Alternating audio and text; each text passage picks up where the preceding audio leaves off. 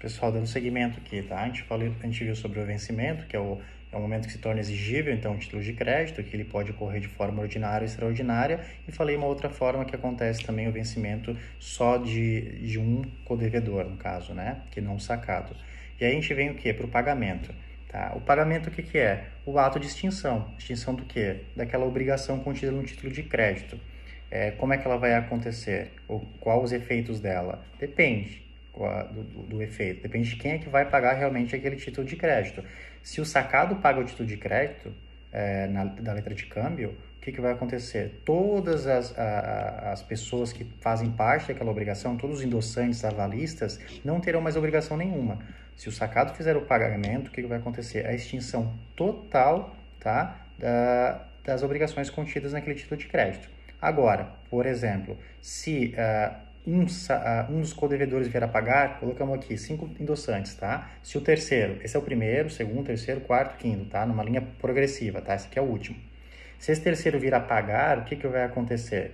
Todos os depois deles, não terão mais o quê? A obrigação naquele título, ou seja, haverá o que? A extinção da obrigação daqueles que vierem posteriores a ele. Agora, os que vieram antes dele, tá? É o terceiro que pagou, vai acontecer o quê? Continuam como codevedores. E qual a importância disso? De que essas pessoas que estão atrás dele vão poder sofrer o quê? Uma ação regressiva.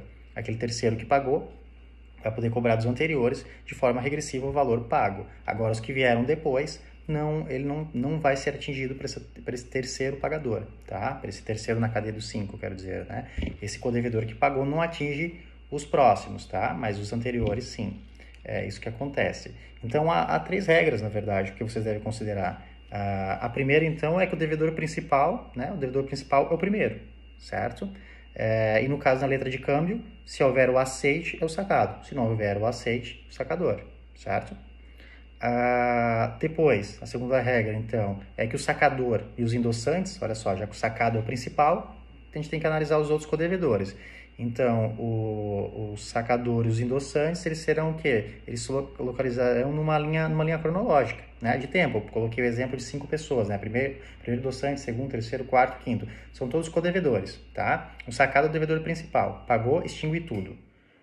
Se for um dos codevedores que pagou, extingue os para frente e os para trás continuam ainda na relação jurídica. Eu posso entrar com uma ação regressiva. Então, a gente tem que analisar a linha cronológica de quem pagou. Agora, a terceira regra seria qual? Seria que vai analisar o avalista. E o avalista é sempre o devedor imediato, posterior ao seu avalizado. Então, nessa cadeia de 5 pessoas, olhem só, mesmo exemplo de antes.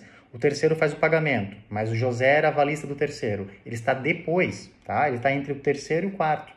Então, não tem como ele entrar com uma ação regressiva contra o próprio avalista. Ele vai entrar com uma ação regressiva contra os que estão atrás, porque o avalista está sempre o quê? Um patamar a mais, ou seja, no lugar posterior ao avalizado, tá? Então, é isso que vocês têm que considerar, tá?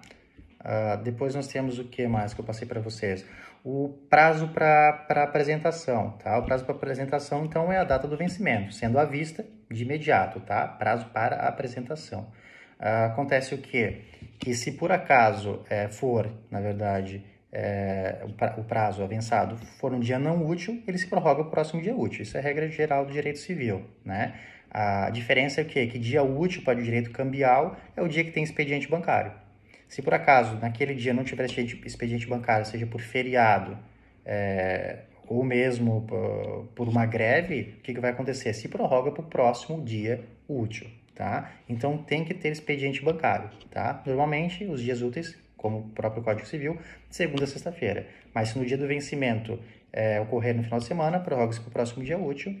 E se houver qualquer problema que impossibilite o expediente bancário, também pode ser considerado o quê? Como dia não útil, então se prorroga-se próximo dia útil, tá? Então o prazo para apresentação é igual ao quê? A dia útil. Aí lembrando que dia útil para o direito cambial tem que se levar em conta se há expediente bancário ou não. Porque se vocês lembrarem, eu falei para vocês, da letra de câmbio, o sacador deu uma ordem de pagamento para que o sacado pague para o tomador. Beleza.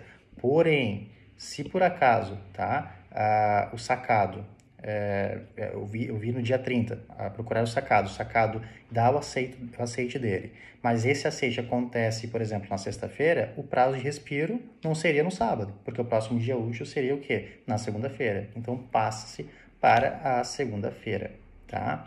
Depois nós temos o outro ponto, que é o protesto, tá? Primeira coisa que nós temos que determinar, protesto quem faz é o credor, não é o cartório, não é o tabelião, tá? O tabelião ele só vai lavrar, tá? Ele vai colocar em termos o teu requerimento, certo?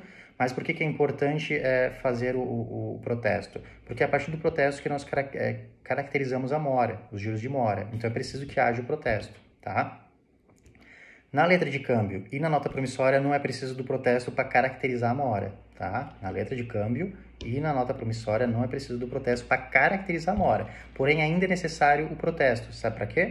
Porque se avançou, tá? Se foi colocado naquela letra de câmbio que ao dia 30 de março deve procurar o sacado para dar o aceite, caso ele não dê o aceite, vocês têm que protestar para que com o protesto vocês possam ir atrás, então, dos demais codevedores. Tá? Inclusive o próprio sacador. Então, é preciso do protesto, porque como é que o sacador vai ter certeza absoluta de que realmente vocês procuraram o sacado para poder exigir o crédito?